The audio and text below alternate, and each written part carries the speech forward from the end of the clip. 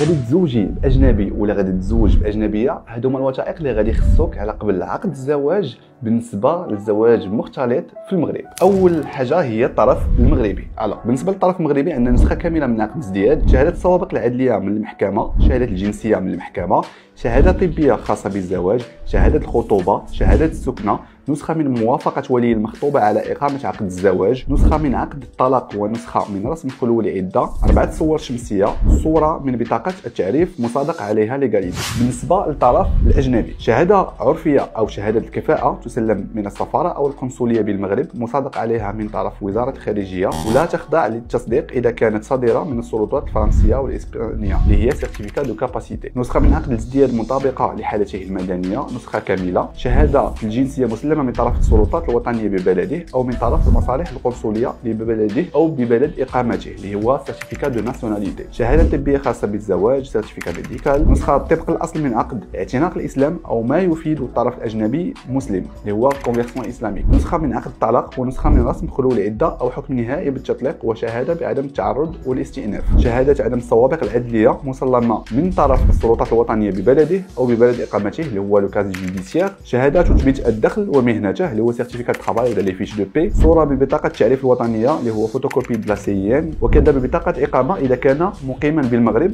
او ببلد غير بلده الاصلي مع مراعاه مده الصلاحيه ديالها، شهاده السكنه اللي هو سيرتيفيكا دو ريزيدونس، صوره من جواز السفر والصفحات التي تثبت تاريخ دخوله الى المغرب اللي هي فوتوكوبي ديال لو باسبور اي لا دات دونتري، 4 صور شمسيه حديثه اللي هو 4 ديال الفوتو نورمال، وهذا الشيء كامل كيتعطى الملف مذكور الى السيد القاضي ديال التوثيق المراد ابرام عقد الزواج بدائره نفوذه الذي يرفعه بدوره الى السيد الوكيل العام ديال المملكه لدى المحكمه الابتدائيه، وكينتظر منه الاذن ديال الزواج ولا العدم ديالو. ما تنساوش انكم تقدروا تصيفطوا لنا ميساج اللي بغيتوا هاد الوثائق، ولا انكم تكتبوا اكت وغيوصلكم في لا ميساجري ديالكم. والله يكمل عليكم بالخير. باي باي.